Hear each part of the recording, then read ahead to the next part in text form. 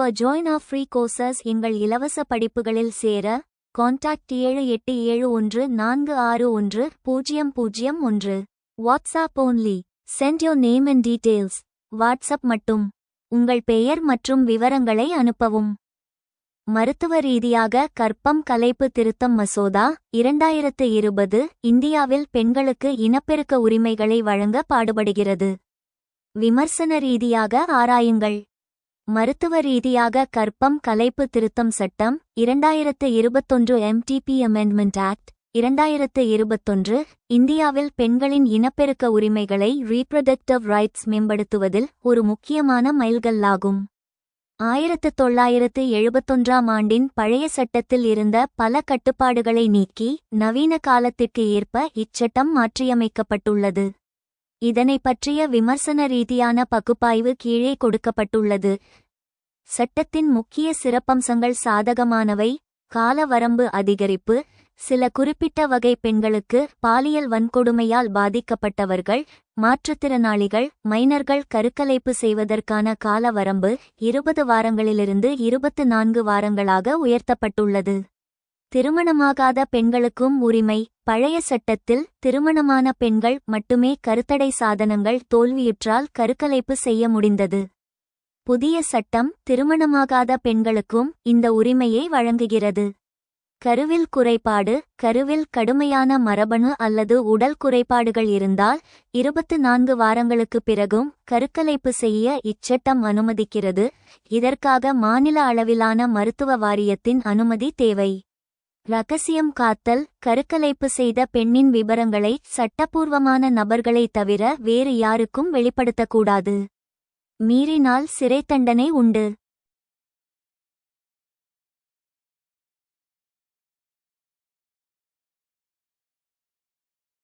விமர்சன ரீதியான சவால்கள்: இந்த சட்டம் முற்போக்கானதாக இருந்தாலும் சில அடிப்படை சிக்கல்கள் இன்னும் நீடிக்கின்றன.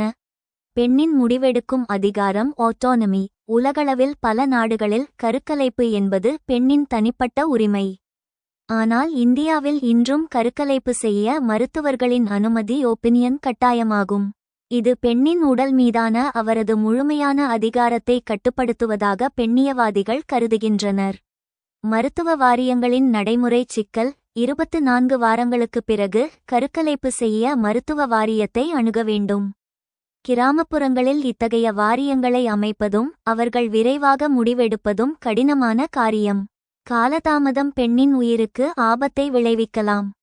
மருத்துவர்களின் பற்றாக்குறை: சட்டப்படி கருக்கலைப்பு செய்ய நிபுணத்துவம் பெற்ற மருத்துவர்கள் தேவை. இந்தியாவில் குறிப்பாக கிராமப்புற ஆரம்ப சுகாதார நிலையங்களில் மகளிர் நல மருத்துவர்கள் கைனகாலஜிஸ்ட்ஸ் பற்றாக்குறை நிலவுவது இச்சட்டத்தை செயல்படுத்துவதில் பெரிய தடையாகும். பாலின பாகுபாடு செக்ஸ் செலெக்ஷன்: கருக்கலைப்பு உரிமைகளை தளர்த்துவது சட்டவிரோதமான பெண் சிசு கொலைக்கு ஃபீமேல் ஃபீட்டிசைட் வழிவகுத்துவிடுமோ என்ற அச்சமும் ஒருபுறம் நிலவுகிறது.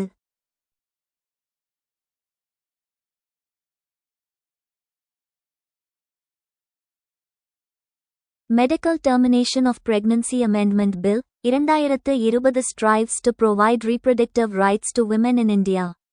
Critically examine. மருத்துவ ரீதியாக கர்ப்பம் கலைப்பு திருத்தம் மசோதா 2020 இந்தியாவில் பெண்களுக்கு இனப்பெருக்க உரிமைகளை வழங்க பாடுபடுகிறது. விமர்சன ரீதியாக ஆராயுங்கள். The Medical Termination of Pregnancy Amendment Bill 2020 is a significant step towards providing reproductive rights to women in India. மருத்துவ ரீதியாக கர்ப்பத்தை கலைத்தல் திருத்தம் மசோதா 2020 இந்தியாவில் பெண்களுக்கு இனப்பெருக்க உரிமைகளை வழங்குவதில் ஒரு குறிப்பிடத்தக்க படியாகும். Key provisions முக்கிய விதிகள்: Increase gestation limit. The bill increases the upper limit for abortions from 20 to 24 weeks for certain categories of women, including survivors of rape, victims of incest, and women with disabilities. அதிகரிக்கப்பட்ட கர்ப்பகால வரம்பு: பாலியல் வன்கொடுமையால் பாதிக்கப்பட்டவர்கள், பாலுறவால் பாதிக்கப்பட்டவர்கள் மற்றும் குறைபாடுகள் உள்ள பெண்கள் உள்ளிட்ட சில வகை பெண்களுக்கு கருக்கலைப்பு செய்வதற்கான உச்ச வரம்பை இந்த மசோதா 20 முதல் 24 வாரங்களாக அதிகரிக்கிறது. Simplified process. The bill allows for termination of pregnancy up to 20 weeks with the opinion of one doctor, and between 20 முதல் 24 வரை weeks with the opinion of 2 doctors. எளிமைப்படுத்தப்பட்ட செயல்முறை ஒரு மருத்துவரின் கருத்துடன் 20 வாரங்கள் வரையிலும் 2 மருத்துவர்களின் கருத்துடன் 20 முதல் 24 வரை வாரங்களுக்கு இடையிலும் கர்ப்பத்தை கலைக்க இந்த மசோதா அனுமதிக்கிறது. Medical Board. A medical board will be constituted to decide on termination of pregnancy beyond 24 weeks in cases of substantial fetal abnormalities. மருத்துவ வாரியம் கணிசமான கரு அசாதாரணங்கள் ஏற்பட்டால் 24 வாரங்களுக்கு அப்பால் கர்ப்பத்தை கலைப்பது குறித்து முடிவு செய்ய ஒரு மருத்துவ வாரியம் அமைக்கப்படும். Privacy.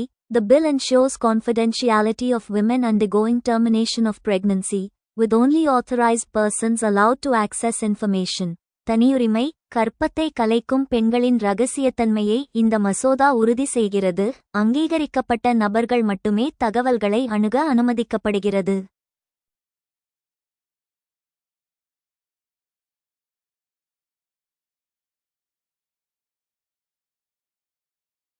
Positive aspects. நேர்மறையான அம்சங்கள். Increased access.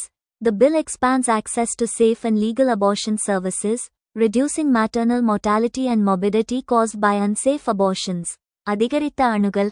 இந்த மசோதா பாதுகாப்பான மற்றும் சட்டப்பூர்வ கருக்கலைப்பு சேவைகளுக்கான அணுகலை விரிவுபடுத்துகிறது.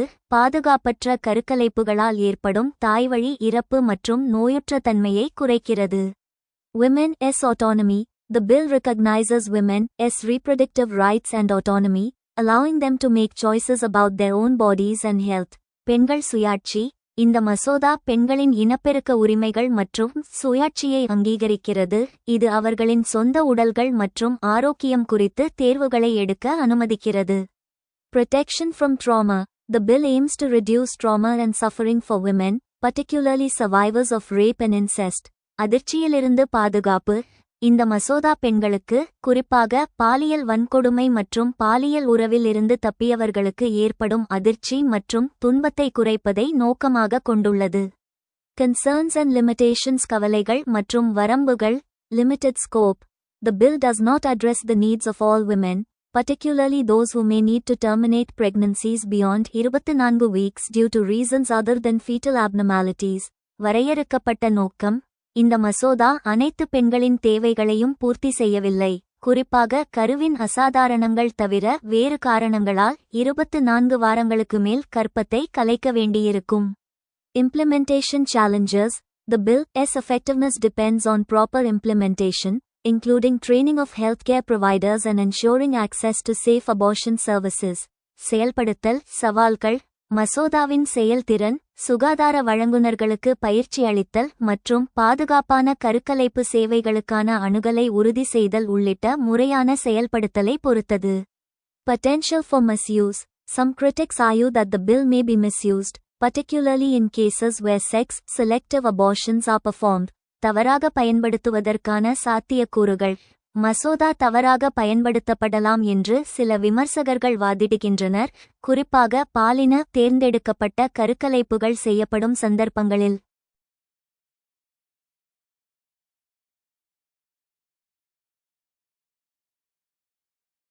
Lack of specificity.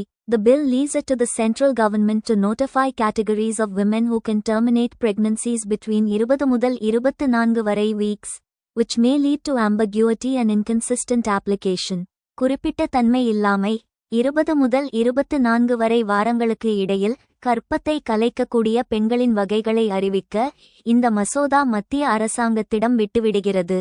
இது தெளிவின்மை மற்றும் சீரற்ற பயன்பாட்டிற்கு வழிவகுக்கும். Conclusion. The Medical Termination of Pregnancy Amendment Bill, 2020 is a significant step towards promoting reproductive rights and health in India. While it has several positive aspects, it also has limitations and challenges that need to be addressed. Effective implementation and monitoring of the bill are crucial to ensuring that it benefits women and promotes their health and well-being. மருத்துவ ரீதியாக கர்ப்பம் கலைத்தல் திருத்தம் மசோதா 2020 இந்தியாவில் இனப்பெருக்க உரிமைகள் மற்றும் ஆரோக்கியத்தை மேம்படுத்துவதில் ஒரு குறிப்பிடத்தக்க படியாகும். இது பல நேர்மறையான அம்சங்களை கொண்டிருந்தாலும் அது கவனிக்கப்பட வேண்டிய வரம்புகள் மற்றும் சவால்களையும் கொண்டுள்ளது. இந்த மசோதா பெண்களுக்கு பயனளிப்பதையும் அவர்களின் ஆரோக்கியம் மற்றும் நல்வாழ்வை மேம்படுத்துவதையும் உறுதி செய்வதற்கு திறம்பட செயல்படுத்துவதும் கண்காணிப்பதும் மிக முக்கியம்.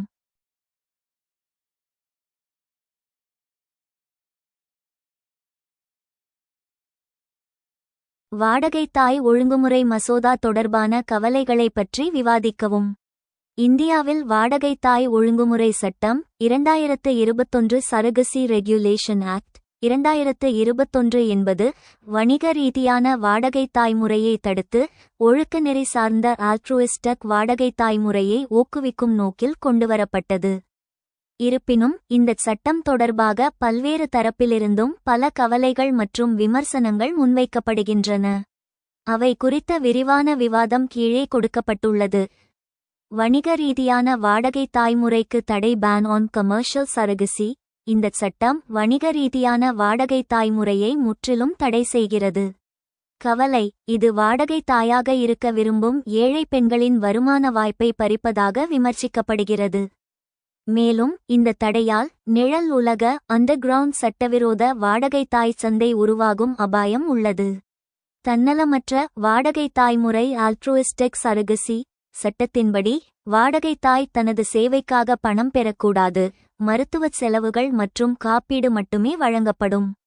கவலை: இன்றைய காலத்தில் நெருங்கிய உறவினர்கள் கூட பிரதிபலன் பாராமல் வாடகை தாயாக முன்வருவது கடினம். இதனால் குழந்தையில்லாத தம்பதிகள் தங்களுக்கு தகுதியான வாடகை தாயை கண்டுபிடிப்பதில் பெரும் சிக்கலை சந்திக்கின்றனர்.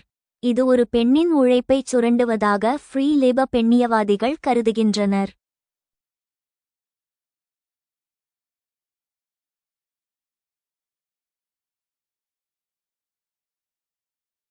தகுதிக்கான கடுமையான நிபந்தனைகள்.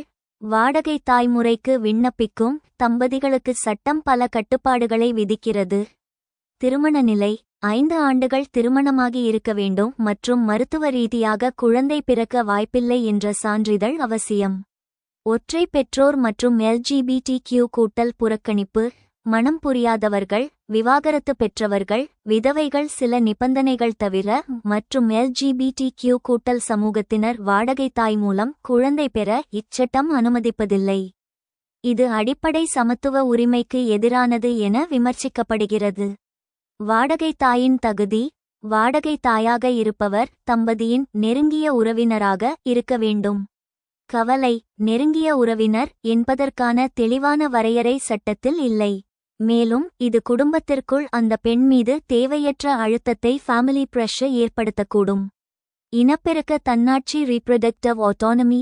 கவலை: ஒரு பெண் தனது உடலை பயன்படுத்தி மற்றொருவருக்கு உதவ விரும்புவதையும் அதற்கான விலையை தீர்மானிப்பதையும் அரசு தடுப்பது ஒருவரின் உடல் ரீதியான தன்னாட்சி உரிமையில் ரைட் டு பாடிலி ஆட்டோனமி தலையிடுவதாகும் என மனித உரிமை ஆர்வலர்கள் வாதிடுகின்றனர். முடிவுரை: வாடகை தாய் சட்டம் பெண்களை சுரண்டலிலிருந்து பாதுகாக்கும் ஒரு நல்ல நோக்கத்தை கொண்டிருந்தாலும் அது நடைமுறை சிக்கல்கள் மற்றும் தனிமனித சுதந்திரம் சார்ந்த பல கேள்விகளை எழுப்புகிறது. நவீன கால மாற்றங்களுக்கு ஏற்ப அனைத்து தரப்பினரையும் உள்ளடக்கிய ஒரு சீர்திருத்தம் இச்சட்டத்தில் தேவைப்படுகிறது.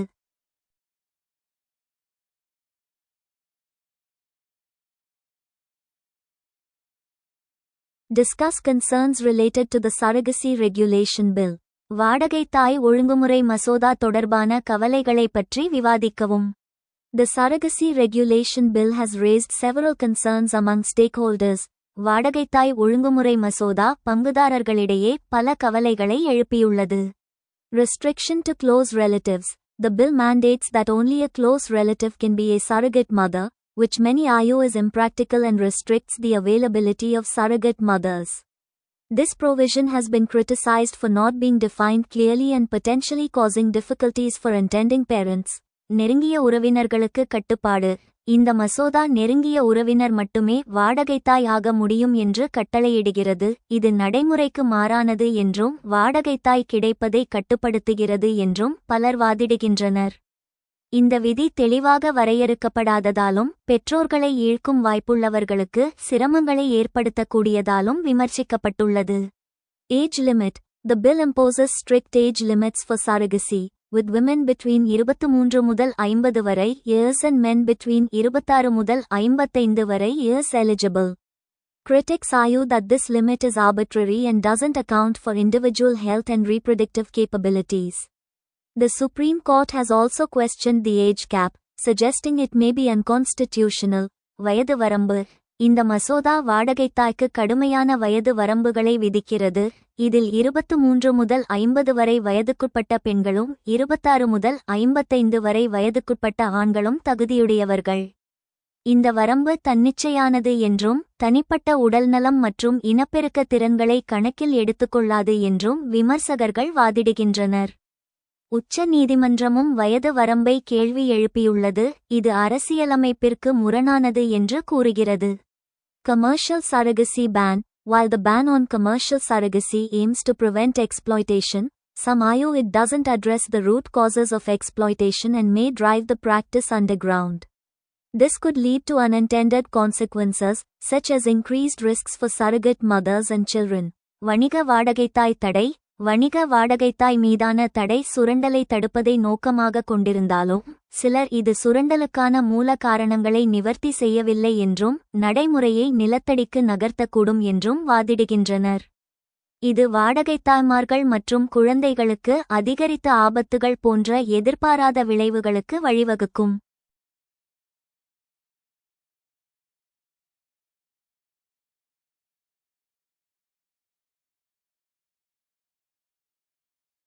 Limited eligibility. The bill excludes single women, men, same-sex couples, live-in partners, and foreign nationals from accessing surrogacy services. This has been criticized for being discriminatory and limiting reproductive choices. வரையறுக்கப்பட்ட தகுதி. இந்த மசோதாவில் ஒற்றை பெண்கள், ஆண்கள், ஒரே பாலின தம்பதிகள், உயிருடன் வாழும் கூட்டாளிகள் மற்றும் வெளிநாட்டினர் வாடகைத்தாய் சேவைகளை அணுகுவது விலக்கப்பட்டுள்ளது. இது பாரபட்சமானது மற்றும் இனப்பெருக்க தேர்வுகளை கட்டுப்படுத்துவதாக விமர்சிக்கப்பட்டுள்ளது. Insurance and support. Some argue that the bill doesn't provide sufficient support and insurance coverage for surrogate mothers, who may face significant physical and emotional risks during the surrogacy process. காப்பீடு மற்றும் ஆதரவு. வாடகை தாய்மார்களுக்கு இந்த மசோதா போதுமான ஆதரவையும் காப்பீட்டுத் தொகையையும் வழங்கவில்லை என்று சிலர் வாதிடுகின்றனர். அவர்கள் வாடகை தாய் செயல்முறையின் போது குறிப்பிடத்தக்க உடல் மற்றும் உணர்ச்சி ரீதியான அபாயங்களை எதிர்கொள்ளக்கூடும். Regulatory challenges. The bill's effectiveness depends on proper implementation and regulation, which can be challenging given the complexity of surrogacy arrangements. ஒழுங்குமுறை சவால்கள். மசோதாவின் செயல்திறன் முறையான செயல்படுத்தல் மற்றும் ஒழுங்குமுறையை பொறுத்தது. இது வாடகை தாய் ஏற்பாடுகளின் சிக்கலான தன்மையை கருத்தில் கொண்டு சவாலாக இருக்கலாம். Cross-border implications. The bill's restrictions may lead to cross-border surrogacy, which can create complications for intended parents, surrogate mothers, and children, including issues related to citizenship and nationality. எல்லை தாண்டிய தாக்கங்கள். மசோதாவின் கட்டுப்பாடுகள் எல்லை தாண்டிய வாடகை தாய்க்கு வழிவகுக்கும். இது குடியுரிமை மற்றும் தேசியம் தொடர்பான பிரச்சினைகள் உட்பட நோக்கம் கொண்ட பெற்றோர், வாடகை தாய்மார்கள் மற்றும் குழந்தைகளுக்கு சிக்கல்களை உருவாக்கக்கூடும். Overall, while the surrogacy regulation bill aims to regulate and prevent exploitation in surrogacy, its provisions have raised concerns about accessibility, equity, and effectiveness. ஒட்டுமொத்தமாக வாடகை தாய் ஒழுங்குமுறை மசோதா வாடகை தாய் முறையில் சுரண்டலை ஒழுங்குபடுத்துவதையும் தடுப்பதையும் நோக்கமாக கொண்டிருந்தாலும் அதன் விதிகள் அணுகல், சமத்துவம் மற்றும் செயல்திறன் குறித்த கவலைகள். ஊதியத்துடன் கூடிய மாதவிடாய் விடுப்பு கொள்கைகளை செயல்படுத்துவது பாலின சமத்துவத்தை மோசமாக்குகிறது. ஆராயுங்கள். ஊதியத்துடன் கூடிய மாதவிடாய் விடுப்பு பேட் பீரியட் லீவ் குறித்த விவாதம் இன்று உலகளவில் முக்கியத்துவம் பெற்றுள்ளது. இது பெண்களுக்கு ஒரு தேவையான சலுகையாக பார்க்கப்பட்டாலும் அது பாலின சமத்துவத்தை ஜெண்டர் எக்வாலிட்டி எப்படி பாதிக்கும் அல்லது மோசமாக்கும் என்பது குறித்த வாதங்கள் கீழே ஆராயப்பட்டுள்ளன. பாலின சமத்துவத்தை மோசமாக்கும் என்ற வாதங்கள் கான்ஸ். மாதவிடாய் விடுப்பு கொள்கை பெண்களுக்கு எதிராக திரும்பக்கூடும் என்று கருதுபவர்களின் காரணங்கள்.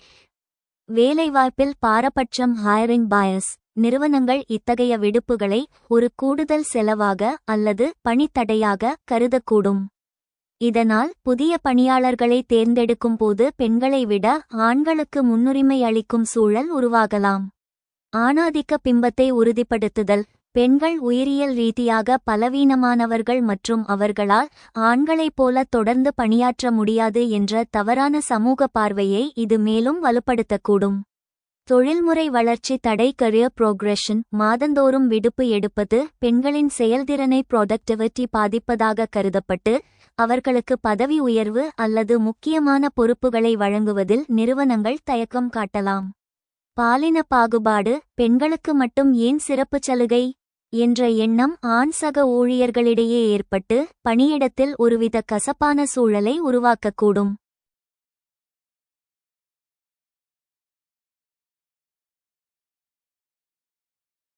பாலின சமத்துவத்திற்கு இது அவசியம் என்ற வாதங்கள் ப்ரோஸ். மறுபுறம் இது சமத்துவத்தை நோக்கிய ஒரு படி என்று கூறுபவர்களின் வாதங்கள். உயிரியல் யதார்த்தத்தை அங்கீகரித்தல். மாதவிடாய் என்பது ஒரு நோய் அல்ல என்றாலும் பல பெண்களுக்கு அது கடுமையான உடல்நலச் சிக்கல்களை டிஸ்மெனரியா எண்டோமெட்ரியோசிஸ் ஏற்படுத்துகிறது. இதனை அங்கீகரிப்பது உண்மையான சமத்துவமாகும். பணியிடத்தில் தக்கவைத்தல் ரிட்டென்ஷன். உடல்நலச் சிக்கல்களால் வேலையை விட்டு விலகும் பெண்களின் எண்ணிக்கையை குறைக்க இத்தகைய நெகிழ்வான கொள்கைகள் உதவும். வெளிப்படைத்தன்மை. மாதவிடாய் குறித்த சமூக தயக்கங்களை டாபு உடைத்து அது ஒரு இயல்பான விஷயம் என்பதை பணியிடத்தில் உரையாடலுக்கு கொண்டுவரும். முடிவுரை. ஊதியத்துடன் கூடிய மாதவிடாய் விடுப்பு என்பது ஒரு இரட்டை முள்வாள் போன்றது.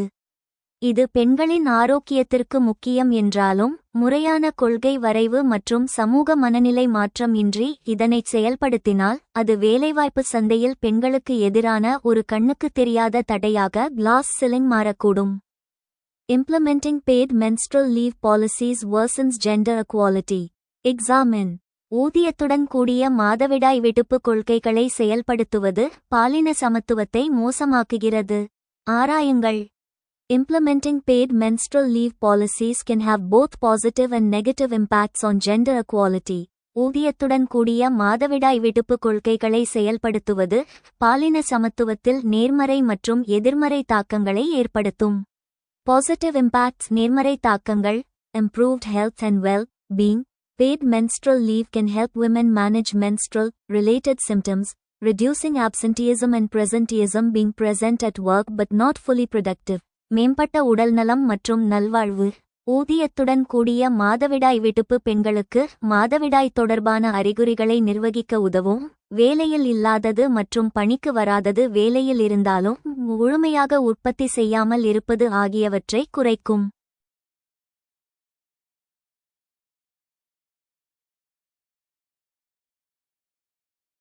Reduced stigma. Paid menstrual leave can help normalize menstruation and reduce stigma around menstrual health, promoting a more supportive work environment. குறைக்கப்பட்ட களங்கம். ஊதியத்துடன் கூடிய மாதவிடாய் விடுப்பு மாதவிடாயை இயல்பாக்கவும் மாதவிடாய் ஆரோக்கியத்தைச் சுற்றியுள்ள களங்கத்தை குறைக்கவும் உதவும், மேலும் ஆதரவான பணிச்சூழலை ஊக்குவிக்கும். Negative impacts. Increased burden on women. Paid menstrual leave policies might reinforce stereotypes that women are more fragile or less capable than men, potentially perpetuating gender-based discrimination. பெண்கள் மீது அதிகரித்த சுமை. ஊதியத்துடன் கூடிய மாதவிடாய் விடுப்பு கொள்கைகள் பெண்கள் ஆண்களை விட மிகவும் உடையக்கூடியவர்கள் அல்லது குறைவான திறன் கொண்டவர்கள் என்ற ஒரே மாதிரியான கருத்துக்களை வலுப்படுத்தக்கூடும். இது பாலின அடிப்படையிலான பாகுபாட்டை நிலைநிறுத்தக்கூடும். Potential impact on career advancement. Paid menstrual leave policies might be perceived as a liability by employers, potentially affecting women's career advancement opportunities. தொழில் முன்னேற்றத்தில் சாத்தியமான தாக்கம். ஊதியத்துடன் கூடிய மாதவிடாய் விடுப்பு கொள்கைகள் முதலாளிகளால் ஒரு பொறுப்பாக கருதப்படலாம், இது பெண்களின் தொழில் முன்னேற்ற வாய்ப்புகளை பாதிக்கக்கூடும். Inequitable benefits. Paid menstrual leave policies might not account for individual differences in menstrual experiences, potentially benefiting some women while not addressing the needs of others. சமத்துவமற்ற நன்மைகள். ஊதியத்துடன் கூடிய மாதவிடாய் விடுப்பு கொள்கைகள் மாதவிடாய் அனுபவங்களில் உள்ள தனிப்பட்ட வேறுபாடுகளை கணக்கில் எடுத்துக்கொள்ளாமல் போகலாம், சில பெண்களுக்கு பயனளிக்கும் அதே வேளையில் மற்றவர்களின் தேவைகளை நிவர்த்தி செய்யாமல் இருக்கலாம். Mitigating negative impacts. எதிர்மறை தாக்கங்களை குறைத்தல். Inclusive policy design. Policies should be designed to be inclusive, flexible, and adaptable to individual needs, ensuring that they do not perpetuate stereotypes or create unequal opportunities. உள்ளடக்கிய கொள்கை வடிவமைப்பு.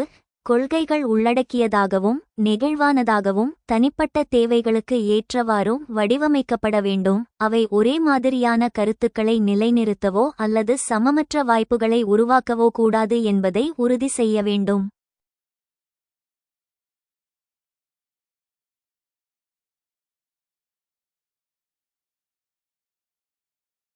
Education and awareness. Education and awareness campaigns can help reduce stigma and promote understanding around menstrual health, reducing the potential for negative impacts.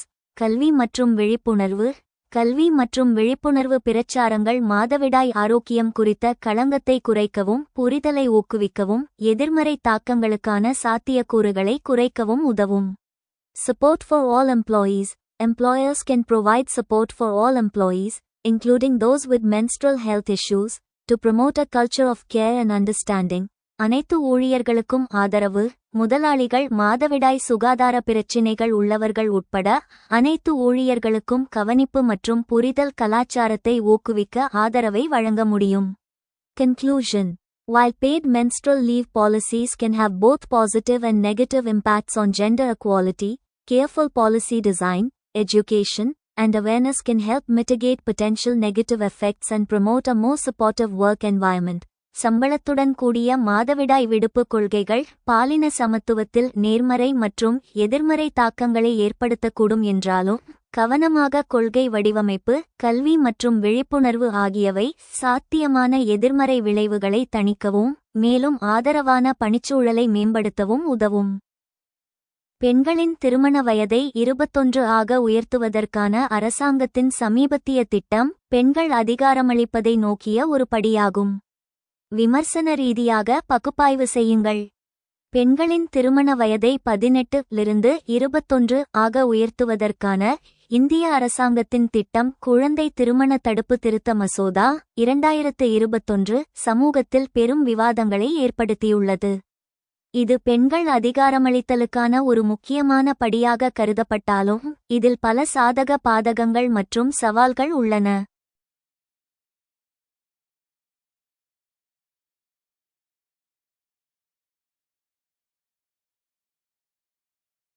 இதனை பற்றிய விமர்சன ரீதியான பகுப்பாய்வு கீழே கொடுக்கப்பட்டுள்ளது. அதிகாரமளிப்பதற்கான சாதகமான காரணங்கள். இந்த திட்டம் பெண்களின் முன்னேற்றத்திற்கு பின்வரும் வழிகளில் உதவும் என எதிர்பார்க்கப்படுகிறது.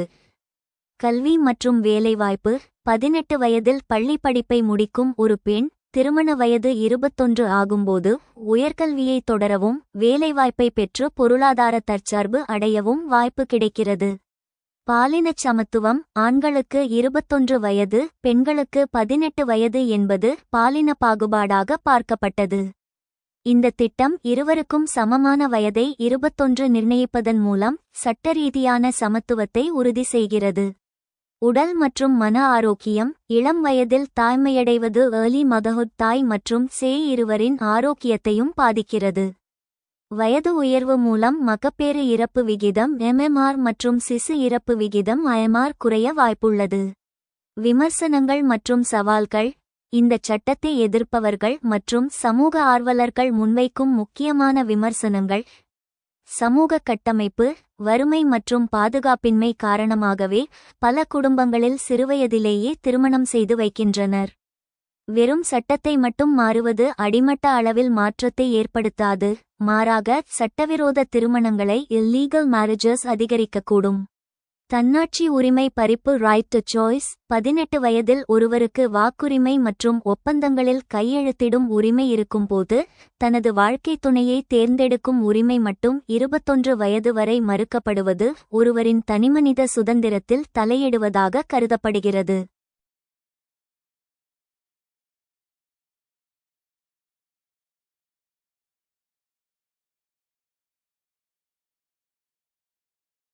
சட்டத்தை தவறாக பயன்படுத்துதல். பெற்றோர்கள் தங்களது விருப்பத்திற்கு மாறாக காதலிக்கும் அல்லது வீட்டை விட்டு வெளியேறும் பெண்களை பழிவாங்க இந்த சட்டத்தை தவறாக பயன்படுத்த வாய்ப்புள்ளது. கலாச்சார மற்றும் தனிநபர் சட்டங்கள். இஸ்லாமிய மற்றும் சீக்கிய தனிநபர் சட்டங்களில் திருமண வயது குறித்து வேறுபட்ட நடைமுறைகள் உள்ளன. இந்தச் சட்டம் அனைத்து மதத்தினருக்கும் பொதுவாகும்போது சில மத அமைப்புகளிடையே எதிர்ப்பு எழுந்துள்ளது. தீர்வுக்கான பரிந்துரைகள். வெறும் சட்ட மாற்றத்துடன் நிறுத்திக் கொள்ளாமல் அரசு பின்வரும் நடவடிக்கைகளையும் எடுக்க வேண்டும். பெண் குழந்தைகளின் உயர்கல்விக்கு அதிக உதவித்தொகை வழங்குதல்.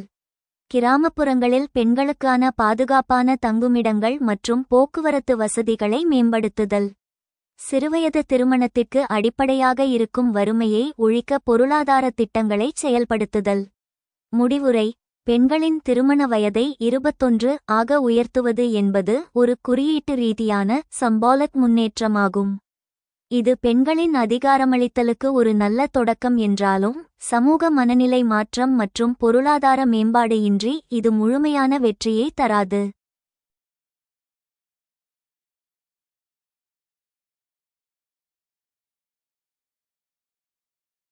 The government's recent proposal to raise the legal age of marriage to 21 years for women is a step towards women empowerment. Critically analyze. பெண்களின் திருமண வயதை 21 ஆக உயர்த்துவதற்கான அரசாங்கத்தின் சமீபத்திய திட்டம் பெண்கள் அதிகாரமளிப்பதை நோக்கிய ஒரு படியாகும். விமர்சன ரீதியாக பகுப்பாய்வு செய்யுங்கள். The government's proposal to raise the legal age of marriage for women from 18 to 21 years is a step towards women's empowerment, but its impact is multifaceted and requires careful consideration. பெண்களுக்கான சட்டப்பூர்வ திருமண வயதை 18 வயதிலிருந்து 21 வயதாக உயர்த்துவதற்கான அரசாங்கத்தின் திட்டம் பெண்கள் அதிகாரமளிப்பதற்கான ஒரு படியாகும், ஆனால் அதன் தாக்கம் பன்முகத்தன்மை கொண்டது மற்றும் கவனமாக பரிசீலிக்கப்பட வேண்டும். Arguments in favor. சாதகமான வாதங்கள். Reducing child marriage. Increasing the legal age of marriage can help reduce child marriage, which is a significant obstacle to women's empowerment. Child marriage often leads to early pregnancy, limited education, and health complications. குழந்தை திருமணத்தை குறைத்தல். திருமணத்திற்கான சட்டப்பூர்வ வயதை அதிகரிப்பது பெண்களின் அதிகாரமளிப்புக்கு குறிப்பிடத்தக்க தடையாக இருக்கும் குழந்தை திருமணத்தை குறைக்க உதவும். குழந்தை திருமணம் பெரும்பாலும் ஆரம்பகால கர்ப்பம், வரையறுக்கப்பட்ட கல்வி மற்றும் சுகாதார சிக்கல்களுக்கு வழிவகுக்கிறது. Promoting education and career. A higher legal age of marriage can encourage women to pursue higher education and careers, leading to greater autonomy and economic independence. கல்வி மற்றும் தொழில் வாழ்க்கையை ஊக்குவித்தல்.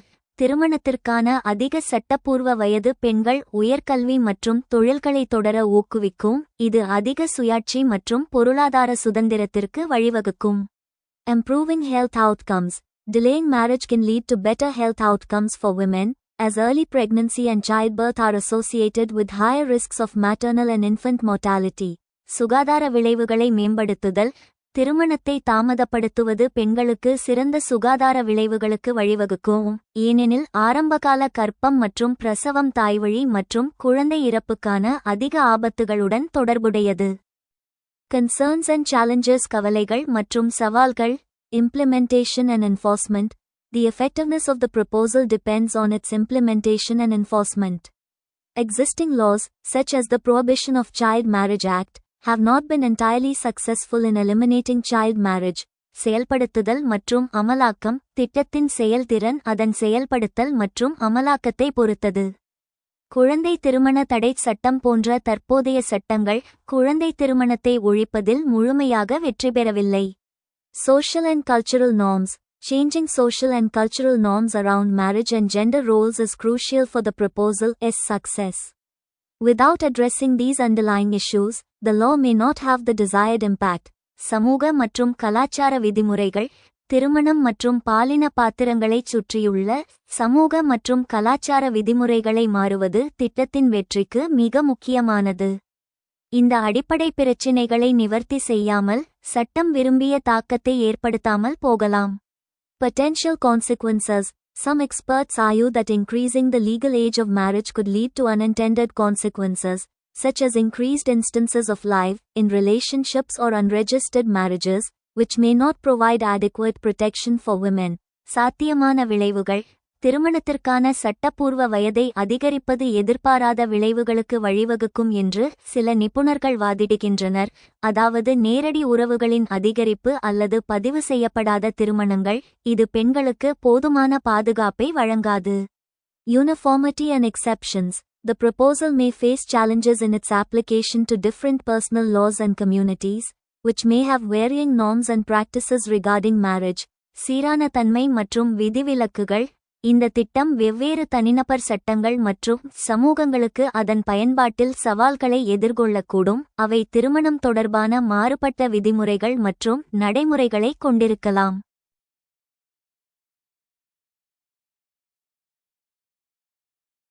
Way forward: awareness and education. Launching awareness campaigns and education programs can help shift societal attitudes toward valuing daughters and promoting gender equality. விழிப்புணர்வு மற்றும் கல்வி. விழிப்புணர்வு பிரச்சாரங்கள் மற்றும் கல்வி திட்டங்களை தொடங்குவது, மகள்களை மதிப்பது மற்றும் பாலின சமத்துவத்தை மேம்படுத்துவது குறித்த சமூக மனப்பான்மைகளை மாற்ற உதவும். Empowering women. Initiatives that promote women's education, economic empowerment, and social participation can help reduce the practice of child marriage and support the proposal's objectives. பெண்களை மேம்படுத்துதல். பெண்களின் கல்வி, பொருளாதார அதிகாரமளித்தல் மற்றும் சமூக பங்கேற்பை ஊக்குவிக்கும் முயற்சிகள் குழந்தை திருமண நடைமுறையை குறைக்கவும் திட்டத்தின் நோக்கங்களை ஆதரிக்கவும் உதவும். Monitoring and evaluation. Establishing a robust monitoring and evaluation system can help track the proposal's impact and identify areas for improvement. கண்காணிப்பு மற்றும் மதிப்பீடு. ஒரு வலுவான கண்காணிப்பு மற்றும் மதிப்பீட்டு முறையை நிறுவுவது திட்டத்தின் தாக்கத்தை கண்காணிக்கவும் முன்னேற்றத்திற்கான பகுதிகளை அடையாளம் காணவும் உதவும். For join our free courses, எங்கள் இலவச படிப்புகளில் சேர contact 7871461001. WhatsApp only. Send your name and details. WhatsApp மட்டும். உங்கள் பெயர் மற்றும் விவரங்களை அனுப்பவும்.